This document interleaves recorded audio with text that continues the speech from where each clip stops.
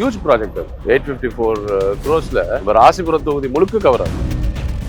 சென்னையில properties தேடுறீங்கன்னா findbhk.com போங்க.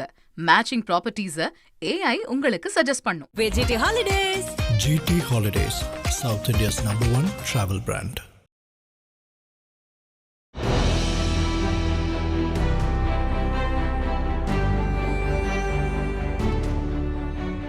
பாருங்க, திட்டம் பையனுக்கு வந்த ஆண்டு 2025 26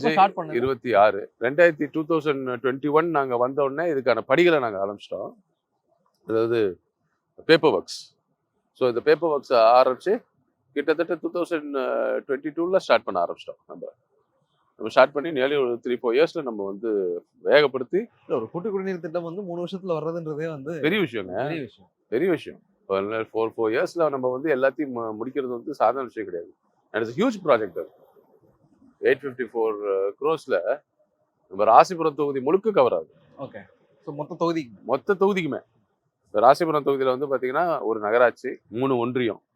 ராசிபுரம் நகராட்சி, 3 ஒன்றியம் வந்து வெண்ணந்தூர் ஒன்றியம், ராசிபுரம் ஒன்றியம், நாமகிரிப்பேட்டை ஒன்றியம், அப்புறம் 5 பேரூராட்சி.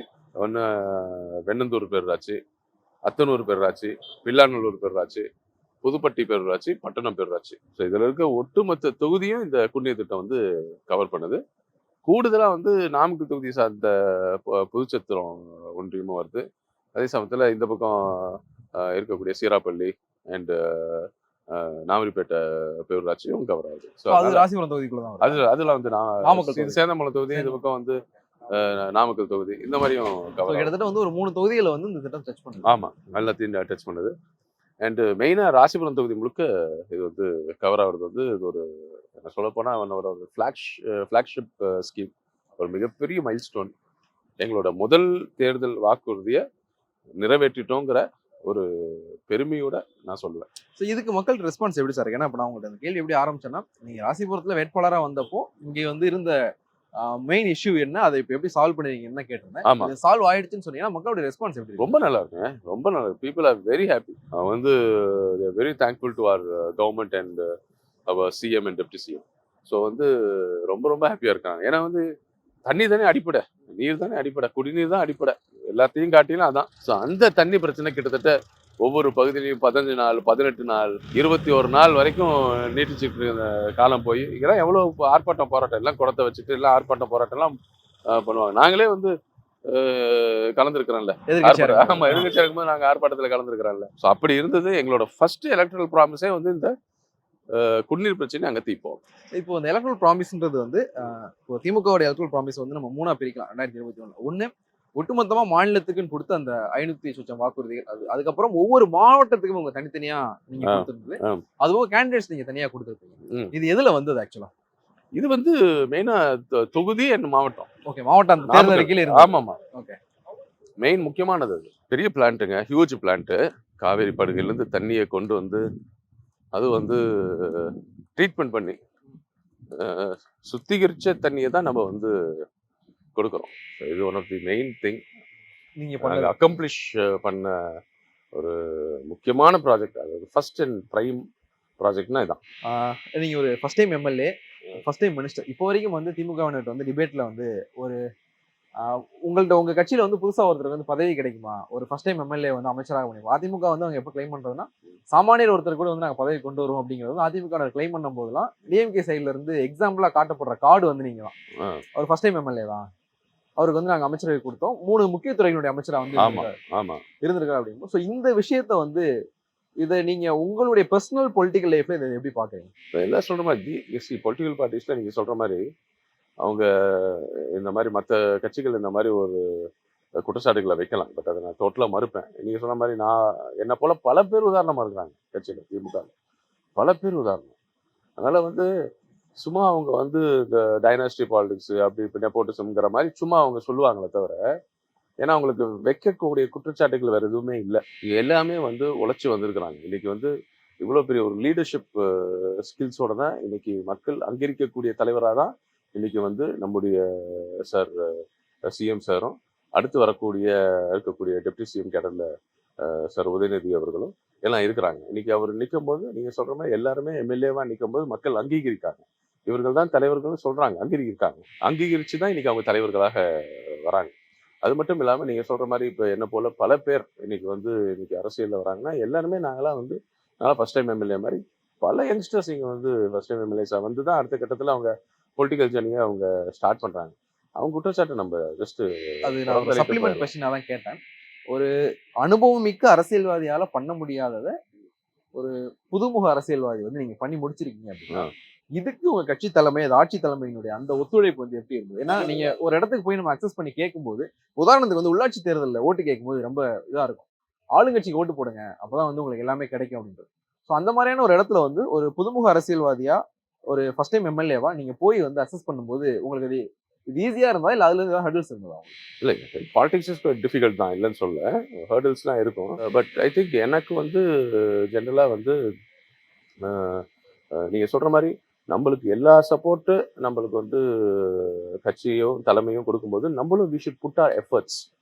நம்ம அந்த அந்த நம்ம செய்யக்கூடிய பணியை மண்டையில் ஏற்றி தலையில் ஏற்றி எந்த அளவுக்கு ஒரு முக்கியமான ஒரு பணியில் நம்ம ஈடுபட்டிருக்கோம், எந்த அளவுக்கு ஒரு ஹைலி ரெஸ்பான்சிபிளான ஒரு பொசிஷன் அப்படிங்கிறத உணர்ந்து தான் நான் என்னோட ஒவ்வொரு பணியும் இருந்திருக்கு. ஸோ அதில் கண்டிப்பாக உங்களுக்கான எல்லா கைடன்ஸும் தலைமையும் கொடுப்பாங்க.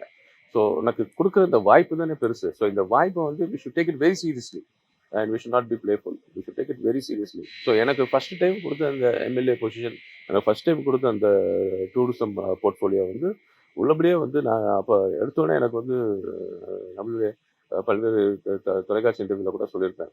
நான் ரொம்ப கவனமாக தான் நான் கையாண்டிருக்கிறேன். ஏன்னா தலைவர் நம்பி கொடுத்துருக்கிறாரு. அந்த ஃபெய்த்து, அந்த trust. Okay, first time MLA doctor மதிவேந்தனுக்கு இந்த ஒரு மினிஸ்ட்ரியை கொடுக்குறோம் அப்படிங்கிற ஒரு faith, I hope you'll do well அப்படிங்கிற ஒரு ஹோப் அவருக்கு இருந்திருக்கலாம். ஹோப்பை நான் ஃபுல்ஃபில் பண்ணணும் அப்படின்னா அதை நான் ரொம்ப ஜாக்கிரதையாக தான் நான் கையாண்டிருக்கேன்னு சொல்லுவேன். அண்ட் கண்டிப்பாக தலைவருக்கு I should be very very grateful to அவர் ஹானரபிள் சிஎம். எனக்கு நிறைய வாய்ப்புகளை கொடுத்தாரு. எந்த வாய்ப்பு கொடுத்தாலும் நான் I take it very very serious and highly responsible to the portfolio. And I think I have done justice to my position. தண்ணி ரொம்ப அடிப்படையான ஒரு விஷயம். அதுக்கு நீங்க ஒரு விஷயம் பண்ணியிருக்கீங்க. அதாவது ராசிபுரம் மக்களினுடைய நீண்ட நாள் கோரிக்கையா இல்லை அவங்களுடைய பிரச்சனையா இருந்த ஒன்று நான் தீர்த்து வச்சிருக்கேன்.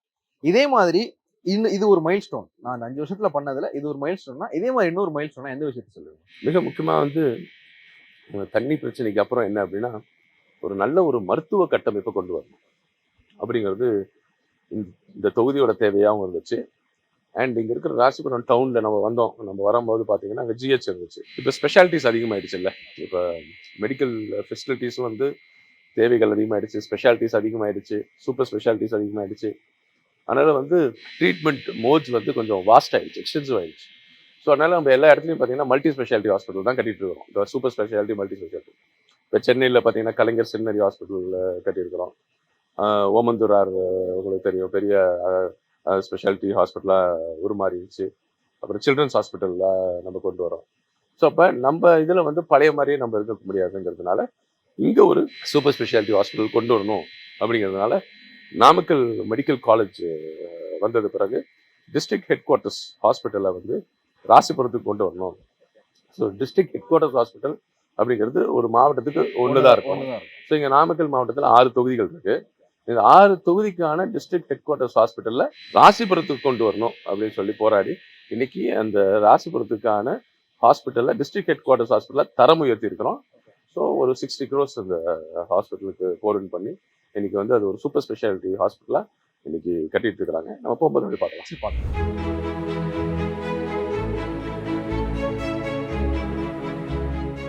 இதுதான் நான் சொன்ன district head quarters hospital. So இப்போ இந்த ஹாஸ்பிட்டல் இப்போ நம்ம ஆட்சிக்கு வந்ததுக்கப்புறம் தான் அதுக்கு அப்ரூவல் வாங்கி இப்போ அது கன்ஸ்ட்ரக்ஷன் ஆகிட்டுருக்கு. இது ரொம்ப முக்கியமான ஒரு ஸ்கீம். ஏன்னா நானும் பேசிக்கலாக ஒரு டாக்டர் இருக்கிறதுனால எனக்கு இது கொஞ்சம் ஹார்ட்லியான ஒரு ப்ராஜெக்ட் தான். ஏன்னா யூஸ்வலாக மெடிக்கல் கேர் ரொம்பவே கண்டிப்பாகவே இம்ப்ரூவ் ஆக வேண்டிய ஒரு கட்டாயத்தில் இருக்கிறோம். இப்போ இங்கே பார்த்தீங்கன்னா இங்கே பக்கத்தில் நிறைய மலைகள் இருக்குது. இந்த கொல்லிமலை இருக்குது, அப்புறம் இந்த பக்கம் போதமலை இருக்குது. ஸோ இங்கே மலைவாழ் மக்களோட டெண்டன்சி எப்படின்னா, ஜென்ரலாக எப்பயுமே ஒரு உடம்புக்கு ஏதாச்சும் ஊற போட்டுருவாங்க. மலையிலேருந்து ஏறி இறங்கி போய் ஒரு ஹாஸ்பிட்டல் அங்கேயே சில பிஹெச்சிஸ்லாம் இருக்கும். ஸோ அங்கே வந்து ஒரு ஃபர்ஸ்ட் எய்ட் மாதிரி மட்டும் எடுத்துக்கிட்டு, அப்புறம் அந்த ஓவர் த கவுண்டர் மெடிசன் மாதிரி ஏதாவது தேவைப்படும் போது மட்டும் எடுத்துக்கிட்டு, அது ஏதாச்சும் ஒரு பெரிய பிரச்சனையை கூட அட்ரஸ் பண்ணாமல் விட்டுருவாங்க. அங்கேருந்து தூரமாக வரணும், பிடிக்கணும். இங்கேருந்து நம்ம வந்து ஒரு மல்டி ஸ்பெஷாலிட்டி ஹாஸ்பிட்டல் போனால் இங்கேருந்து சேலத்துக்கு போகிறோம், இல்லை இந்த பக்கம் திருச்சி, இல்லை கோயம்புத்தூர் கவர்மெண்ட் ஹாஸ்பிட்டலுக்கு. ஸோ நியர்பை வந்து சேலம் தான், சேலம் மல்டி ஸ்பெஷாலிட்டி ஹாஸ்பிட்டல் தான் போகணும். ஸோ அதனால் நம்ம இங்கே ஒரு ராசிபுரம் சைடில் இந்த பக்கம் வந்து ஈஸியாக கொல்லிமலை இந்த பக்கம் போயிடலாம். ஸோ இங்கே ஒரு மல்டி ஸ்பெஷாலிட்டி ஹாஸ்பிட்டலாக கொண்டு வந்தால் அது வந்து கண்டிப்பாக மக்களுக்கு ஒரு பயனுள்ளதாக இருக்கும். இந்த சுற்றுவட்டார பகுதியில் நிறைய கிராம மக்கள் அதிகம். நான் சொல்கிறது ஒரு பக்கம் மலைவாழ் மக்கள், இன்னொரு பக்கம் சுற்றி நிறைய ஹேம்லெட்ஸ் அதிகம். ஸோ அவங்க எல்லாருக்குமே வந்து டெர்ஷியரி சென்டர்னா சேலம் தான் போயாகும். உங்கள் நாமக்கல் டிஸ்ட்ரிக்டில் ப்ராப்பரான ஹாஸ்பிட்டலில் மெடிக்கல் காலேஜுக்கு போகணும், இல்லைன்னா நம்ம ராசிபுரம் ஜிஹெச்சுக்கு தான் வந்தாகணும். ஸோ அவங்க இன்னும் கேரை வந்து கொஞ்சம் எக்ஸ்பேண்ட் பண்ணணும். ஸ்பெஷாலிட்டிஸ் வந்து அவ்வளோ ஸ்பேஸ் இருக்கு. அப்போதைக்கு அப்போ வந்து போதுமானதாக இருந்துச்சு. பட் இப்போதைக்கு இது பத்தாது இல்லை. இப்போதான் உங்களுக்கு நிறைய எல்லாம் வந்துருச்சு. அவங்களுக்கு எல்லாமே புது புது நோய்கள் வர ஆரம்பிச்சிருச்சு. ஒரு நோய்கள் மட்டும் ஈஸியாக டயக்னோஸ் பண்ணிடுறாங்க. ஸ்பெஷாலிட்டி, சப் ஸ்பெஷாலிட்டி, சூப்பர் ஸ்பெஷாலிட்டிஸ்லாம் அதிகமாகிடுச்சு இல்லை. முன்னாடிலாம் எல்லாமே வந்து எம்பிபிஎஸ் டாக்டர் பார்த்தா போதும் நினைப்போம். ஒரு கட்டத்துக்கு அப்புறம் ஜென்ரல் சர்ஜரினா எல்லா சர்ஜரியும் பண்ணுவாங்க. இப்போ அப்படி இல்லை. உங்களுக்கு எல்லாமே கண்ணையே வந்து உங்களுக்கு வந்து ஆப்தமாலஜின்னு ஒன்று கொண்டதுக்கு அப்புறம் கண்ணையே பிரிச்சுட்டாங்கல்ல. ரெட்டினா தனியாக, இது மாதிரி தனித்தனியால் பிரிச்சுட்டாங்க. கேட்ராக்ட் தனியாக பிரிச்சுட்டாங்க. அந்த மாதிரி உங்களுக்கு இஎன்டி இயர் தனியாக, நோஸ் தனியாக, இது மாதிரி எல்லாமே அப்பர் லிம்பு தனியாக, அதுக்குன்னு தனியாக ஆர்த்தோஸ்கோப்பின்னு அதுக்கு தனியாக கொண்டு வந்துட்டாங்க. ஸோ இது மாதிரி டாக்டர்ஸ் எல்லா ஸ்பெஷாலிட்டிஸ் அதிகமானதுனால கான்சன்ட்ரேஷன் அந்தந்த டிசீஸ்க்கு வந்து ரொம்பவே அதிகமாகிடுச்சு. நல்லது தான் அது. ஸோ அதனால வந்து அந்த மாதிரி ஒரு சூப்பர் ஸ்பெஷாலிட்டி ஹாஸ்பிட்டல் நிறைய மல்டிபெட்டட் ஹாஸ்பிட்டலோட கேரோட கொண்டு வரணும் அப்படிங்கிறதுக்காக இன்னைக்கு இதை கொண்டு வந்திருக்கிறோம். அண்ட் ஸோ ஐ திங்க் இது வெரி இம்பார்ட்டண்ட்டான ஒரு விஷயம். நிறைய ஸ்பெஷாலிட்டிஸ் டாக்டர்ஸ் வருவாங்க. ஸோ பேஷண்ட்ஸ்க்கு, மக்களுக்கு இது ரொம்பவே பயனுள்ளதாக இருக்கும். இதோட டோட்டல் வேல்யூ என்ன? Totally 60 crores. 60 crores ஹாஸ்பிட்டல் இது. ஸோ எல்லா ஃபெசிலிட்டிஸோட, நிறைய ஸ்பெஷாலிட்டிஸோட, எமர்ஜென்சி, மகப்பேறு, நான் சொன்ன அவசர சிகிச்சை. நீங்கள் அவசர சிகிச்சை எல்லாம் ரொம்ப முக்கியம், வெரி வெரி இம்பார்ட்டன்ட். அது கோல்டன் ஹவர்ஸில் எல்லாம் கோல்டன் ஹவர்ஸ். அந்த ஹவர்ஸ் வந்து ரொம்ப ரொம்ப மினிட்ஸ், செகண்ட்ஸ் எல்லாமே இம்பார்ட்டன்ட். ஸோ நம்ம இங்கேருந்து ட்ராவல் டைம் இங்கேருந்து கொண்டு போகிறோம் அப்படின்னா, ஒரு எம்ஐ பேஷண்ட், ஒரு ஹார்ட் அட்டாக் வருது, ஒரு ஆர்டிஏ, பிளட் லீக் இருக்கும், இங்கேருந்து நீ உடனே சேலம் போனால் அட்லீஸ்ட் ஒரு 1/2 hour 45 minutes ஆயிரும். 45 minutes டிராஃபிக்லாம் மாட்டிக்கிட்டோன்னா உடனே பேஷண்ட்டுக்கு உடனே நீ ரெஜிஸ்டர் புட்டப் பண்ணி உடனே நீ டாக்டர்ஸை வர வச்சு போகிறதுக்குள்ள இங்கேருந்து நீ சுற்றி வட்டாரத்தில் பக்கத்தில் ஒரு 10-15 minutes வந்துடலாம். ஆம்புலன்ஸ்லாம் ப்ரொவைட் பண்ணும்போது ஈஸியாக வந்துடலாம் இல்லையா. ஸோ அதுதான் ரொம்ப முக்கியம். அந்த டைம் சேவிங் வந்து ரொம்ப முக்கியம். அதனால் லைஃபே வந்து சேவ் ஆகுது. ஸோ அது வந்து இந்த ஹாஸ்பிட்டல்னால நம்ம மக்களுக்கு கிடைக்க போகுது. அது நம்ம டிஎம்கே கவர்மெண்ட்னால, நம்ம சிஎம் சார்னால இன்னைக்கு இதையும் நாங்கள் வந்து பண்ணி தந்துருக்கோம். ஸோ நாமக்கல் மாவட்டத்துக்கு வந்து 2 பெரிய ஹாஸ்பிட்டல், ஒன்று வந்து மெடிக்கல் காலேஜ் ஹாஸ்பிட்டல், அது ஒன்று வந்து ராசிபுரத்தில் இருக்க டிஸ்ட்ரிக்ட் ஹெட் குவார்ட்டர்ஸ். இப்போ திமுக தான் வந்து தமிழ்நாட்டில் 2006-14 கலைஞர் முதலமைச்சராக இருந்தப்போ தான் ஒரு மாவட்டத்துக்கு ஒரு மருத்துவக் கல்லூரி அப்படிங்கிற அந்த ஸ்ட்ரக்சரை வந்து கொண்டு வந்தாங்க. அதற்கு பிறகு வந்து திமுக ஆட்சி காலகட்டத்தில் இந்த ஆட்சியில் புதுசாக எந்த மாவட்டங்களும் உருவாக்கப்படலன்றதை தாண்டி புது மருத்துவக் கல்லூரிகள் ஏன் உருவாக்கல அப்படிங்கிற விமர்சனம் வந்து முன்வைக்கப்பட்டுக்கிட்டே இருக்கு எதிர்கட்சிகளால. நீங்க ஒரு டாக்டர், ஒரு புது மருத்துவக் கல்லூரி இன்னும் தேவைப்படுற இடத்துல தமிழ்நாடு இருக்கா? கண்டிப்பா. இப்போ வந்து மருத்துவக் கல்லூரி வந்து கட்டமைப்பு வந்து நீங்க சொன்ன மாதிரி திமுக அரசு, கலைஞர் தான் அது முன் வச்சார். ஒவ்வொரு மாவட்டத்துக்கான மருத்துவக் கல்லூரி. இப்போ ரெவன்யூ மாவட்டம் அடுத்தடுத்து பிரிக்கப்பட்ட போது கண்டிப்பா அந்த கட்டமைப்பு வசதிகள்லாம் நம்ம அதிகப்படுத்தி கொண்டு போறது, மருத்துவமும் கல்வியும் நம்ம வந்து அதை எக்ஸ்பேண்ட் பண்ணி அதை வந்து இம்ப்ரூவ் பண்ணி கொண்டு போகிறது எப்பயுமே வந்து அடிப்படையான விஷயம். அதனால தான் நம்ம வந்து இப்போ நம்மளுடைய முதலமைச்சர் வந்து கல்வியும் ஒரு கண், சுகாதாரமும் ஒரு கண், இரு கண்ணில் சுகாதாரமும் கல்வியும் தான் என்னுடைய கண்கள் அப்படின்னு சொல்லியிருக்கிறார். ஸோ அந்தளவுக்கு ரெண்டுமே இம்பார்ட்டன்ஸ் கொடுத்து பண்ணுறதுனால தான் நீங்கள் ஒரு பக்கம் மெடிக்கல் காலேஜஸ், ஒரு பக்கம் இந்த மாதிரி வந்து டிஸ்ட்ரிக்ட் ஹெட் குவார்ட்டர்ஸ் ஹாஸ்பிட்டல், இன்னொரு பக்கம் மல்டி ஸ்பெஷாலிட்டி ஹாஸ்பிட்டல்ஸ், இன்னொரு பக்கம் வந்து ட்ரீட்மெண்ட்டை விதவிதமாக கொண்டு போய் சேர்த்துருக்கிறாரு. இப்போ நீங்கள் வந்து பார்த்தீங்கன்னா மக்களை தேடி மருத்துவம், வீட்டுக்கே கொண்டு போய் மருத்துவ கட்டமைப்பு கொடுக்கறது, இன்னுயிர் காக்கும் நம்மை காக்கும் 48, அதெல்லாம் வந்து எவ்வளோ இம்பார்ட்டன்டான ஸ்கீம்.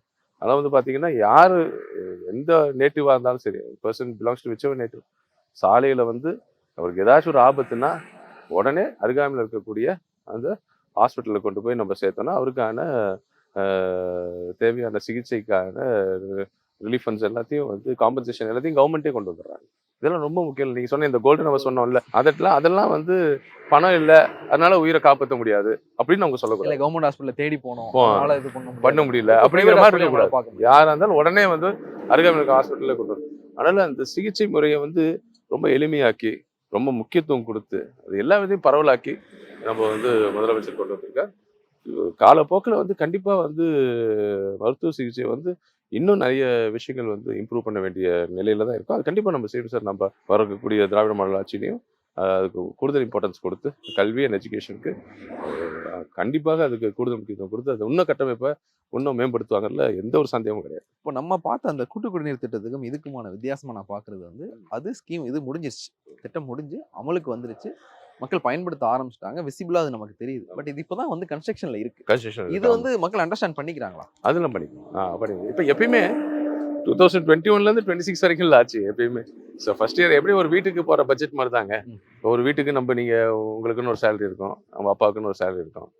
நம்ம வந்து ஒரு ஒரு வருஷத்தில் வீட்டுக்கு நம்ம என்ன நினைப்போம் எடுத்தோடனே ஒரே வருஷத்தில் பையனை வந்து படிக்க வச்சு ஒரே வருஷத்தில் வீட்டுக்கு தேவையான ஃப்ரிட்ஜு, டிவி, வாஷிங் மிஷின் எல்லாத்தையும் வாங்கி ஒரே வருஷத்தில் தேவையான துணிமணிலாம் வாங்கி எல்லாத்தையும் ரெப்பீட்டு முடிஞ்சிருச்சுன்னு நம்ம சொல்ல முடியுமா? முடியாதுல்ல. அது ஒரு வீட்டுக்கான பட்ஜெட். அது மாதிரி இது மாநிலத்துக்கான பட்ஜெட். நம்மளோட வருவாய் இருக்க நம்மளோட செலவினங்களை அதுக்கு ஏற்ற மாதிரி செலவு பண்ணிட்டு அப்பப்போ நீட் ஆஃப் தி யார் எது, என்னென்ன எலக்டட் ப்ராமிசஸ் என்னென்ன வந்து அந்தந்த பகுதியில் முக்கியத்துவம் வாய்ந்தது அப்படிங்கிறதெல்லாம் அறிஞ்சு தானே நம்ம இந்த பட்ஜெட்டை அலாக்கேட் பண்ணி அதுக்கு வந்து இந்த ஸ்கீம்ஸை கொண்டு வருது. ஸோ எவ்ரி 2000 வந்தோடனே நான் கிக் ஸ்டார்ட் பண்ணது குடிநீர் திட்டம். இமீடியட்டாக அதுக்கான புஷ் பண்ணி மறுபடியும் 2-3 இயர்ஸில் இதையும் ஸ்டார்ட் பண்ணி எக்ஸிக்யூட் பண்ணிட்டோம். So they understand that. அதெல்லாம் இல்லை கொண்டு வந்துட்டியா இல்லையா அப்படிங்கிறது தான். இந்த முயற்சிகள் எடுத்து உங்கள் கண்ணு முன்னாடி இவ்வளோ கட்டணம் எழுப்பப்பட்டிருக்கும் போது மக்களுக்கு வந்து நம்ம சொன்ன விஷயங்கள் வந்து நடந்துக்கிட்டு தான் இருக்கு. நம்ம கேட்ட விஷயங்கள் நடந்துட்டு இருக்குங்கிற ஒரு நம்பிக்கை இன்னைக்கு இருக்கு. மக்களுக்கு அந்த புரிதல்லாம் இருக்கு. ஒரு பழமொழி ஒன்று சொல்லுவாங்க, அழுகிற புள்ள தான் வந்து சொன்ன மாதிரி வந்து இது ஒரு ஒட்டுமொத்த மாநிலத்துக்குமான பட்ஜெட் வந்து போடப்படுது. இதுல நீங்க ஒரு அமைச்சரா இருக்கிறது வந்து உங்களுக்கு அது உண்மையிலேயே பிளஸ் தானா? இல்ல ஒரு உதாரணத்துக்கு சொல்லணும் அப்படின்னா தமிழ்நாட்டை சேர்ந்த சி சுப்பிரமணியம் வந்து மத்தியில் அமைச்சராக இருந்தப்போ தான் அரிசி பஞ்சம் வந்தது. ஏன் வந்து நீங்க இதை தீர்த்திட முடியாது அப்படின்னு கேட்டப்போ, நான் தமிழ்நாட்டுக்கு மட்டும் கிடையாது, நான் ஒட்டுமொத்த இந்தியாவுக்குமான அமைச்சர் அப்படின்றது வந்து சொன்னார். அவரும் கொங்கமண்டலத்தை சேர்ந்தது. இந்த ஒரு அமைச்சரா இருக்கிறது வந்து உங்களுக்கு திட்டங்களை கொண்டு வர்றதுக்கு ஈஸியா இருக்கா? கண்டிப்பா. இல்ல உங்க தொகுதியை மட்டும் நீங்க பார்க்காதீங்க அப்படின்னு சொல்லிட்டு அந்த ஒரு குற்றச்சாட்டு இருக்கா? இல்லை அப்படிலாம் இல்லை. நம்மளுக்கு வந்து ஆஸ் அ துறை மினிஸ்டரா நம்ம பார்க்கும்போது நம்ம துறையில இருக்கக்கூடிய பல்வேறு திட்டங்களை மாநிலம் முழுக்க கொண்டு போய் சேர்ப்போம். அதில் நோ டவுட். அவ்வளோதான். அதில் வந்து நம்ம வந்து எல்லா டிஸ்ட்ரிக்ட்டுக்கும் கொண்டு போய் சேர்ப்போம். But being as a minister as a privilege, as added privilege, நம்ம வந்து மற்ற மினிஸ்டர்ஸ் கூட பேசி பிடிச்சி நம்ம ரெக்வஸ்ட் பண்ணி இன்னும் கூடுதலான விஷயங்களை கொஞ்சம் பெறத்துக்கு ஒரு வாய்ப்பாக இருக்கலாம். And it is not that only ministers தான் இதுன்னு இல்லை, எம்எல்ஏஸ் கூட கூடுதல் எஃபர்ட் போட்டு அதெல்லாம் வாங்கியிருக்கவங்களாம் இருக்காங்க. ஒரு சில எவ்வளோ எம்எல்ஏஸ் வந்து எக்ஸ்பீரியன்ஸ்ட் எம்எல்ஏஸ்லாம் வந்து அவங்களுக்கு வந்து அந்த தொகுதியை ஸ்டடி பண்ணதுக்கப்புறம் நல்லா ஹார்ட் ஒர்க் பண்ணி நிறைய ஸ்கீம்ஸ் எல்லாம் புஷன் பண்ணுவாங்க. So it is all how you work. It is not just because minister MLA அப்படிங்கிறது மட்டும் கிடையாது. நீ வந்து இப்போ நான் மினிஸ்டராக இருக்கலாம், நான் இதை கடைசி வரைக்கும் நான் இது வந்து இங்கே இருக்கிற மக்களுக்கு தேவையான விஷயங்களை நான் சொல்லனா எனக்கு கிடைக்காது. நான் கொண்டு போய் நான் சிஎம் கிட்டயோ டெப்டி சிஎம் கிட்டயோ மற்ற மினிஸ்டர்ஸ் கிட்டயோ ஆமாம். ஸோ ஹூ இட் இஸ் இல்லை பேசிக்காக நான் ஒரு எம்எல்ஏ தானே, பேசிக்காக நான் ஒரு எம்எல்ஏ. ஸோ மினிஸ்டருங்கிறது இந்த portfolio கிடைச்சிருந்தாலும் if I take it, maybe there can be some privilege in it, but ஒரு ஆடட் privilege இருக்கு. ஆமாம், ஒரு privilege இருக்கலாம். பட் வந்து பேசிக்கலாக அந்த எஃபர்ட் தான் முக்கியம். அந்த எம்எல்ஏங்கிற அந்த எஃபர்ட், அந்த பீப்புள் ரெப்ரஸன்டேட்டிவ்ங்கிற அந்த எஃபர்ட் தான் முக்கியம். அந்த எஃபர்ட்டை நீ எந்த அளவுக்கு போடுற, அந்த திட்டத்தை நீ அந்த தொகுதியில் அந்த ஏரியாவில் கொண்டு வரதுக்கான ஜஸ்டிஃபிகேஷனை எப்படி கொடுக்குற, அதை எப்படி நியாயப்படுத்துற, அது வந்து பூர்த்தி ஆயிடுச்சுன்னா அந்த திட்டம் உங்கள் தொகுதிக்கு வந்துடும். அவ்வளோதான் பேசிக்கலாக. அது ஓவர்டஸ் நீங்க வந்து சொன்னீங்க கல்வியும் சுகாதாரமும் தான் 2 கண்கள் அப்படின்னு சொல்லிட்டு இது பண்ணிட்டு இருக்காங்க அப்படின்னு சொல்லி. அது உண்மையும் கூட. இந்த 5 ஆண்டுகள்ல வந்து கல்விக்காக முன்னெடுக்கப்பட்ட திட்டங்கள் வந்து இந்தியாவுக்கு முன்மாதிரியான திட்டங்கள்லாம் வந்து தமிழ்நாட்டில இருந்து முன்னெடுக்கப்பட்டிருக்கு. ஒரு எம்எல்ஏவா ராசிபுரம் தொகுதிக்கு, ராசிபுரம் வந்து கல்விக்கு பெயர் போன ஒரு பகுதி, இங்க நீங்க கல்விக்காக முன்னெடுத்த திட்டங்கள் என்ன? கல்விக்காக அடிப்படையா இருக்கக்கூடிய சில பேசிக் ஹாஸ்டல் ஃபெசிலிட்டிஸ்லாம் பண்ணோம். ஏடி வெல்ஃபேர் ஹாஸ்டல்ஸ்லாம் நாங்கள் பண்ணி தந்தோம். அதெல்லாம் வந்து புது பில்டிங் ஹாஸ்டல்ஸ்க்கு, அங்கே இருக்கக்கூடிய காலேஜ் கோயிங் ஸ்டூடெண்ட்ஸ்க்கு, ஸ்கூல் கோயிங் ஏடி வெல்ஃபேர் ஸ்டூடெண்ட்ஸ்க்கு வந்து தேவையான பேசிக் கம்யூனிட்டிஸை பூர்த்தி செய்யறதுக்காக அதை நம்ம கொண்டு வந்திருக்கிறோம். ஒரு பேசிக்காக இப்போ சில இடத்துல அங்கன்வாடிஸ்லாம் நம்ம தேவைப்படும், அதெல்லாம் நிறைய அங்கன்வாடிஸ் கொண்டு வந்திருக்கிறோம். இப்போ வந்து அடுத்து வேலை வாய்ப்புகளை நம்ம பெறணும் அப்படிங்கிறதுக்காக இங்கே வந்து ஒரு முக்கியமாக வந்து Tidel park. So mini Tidel பார்க்கை நம்முடைய ராசிபுரம் தொகுதியிலேயே கொண்டு வந்துட்டு இருக்கோம். அது வந்து கட்டிட்டு இருக்காங்க. டைல் பார்க் போகலாம்.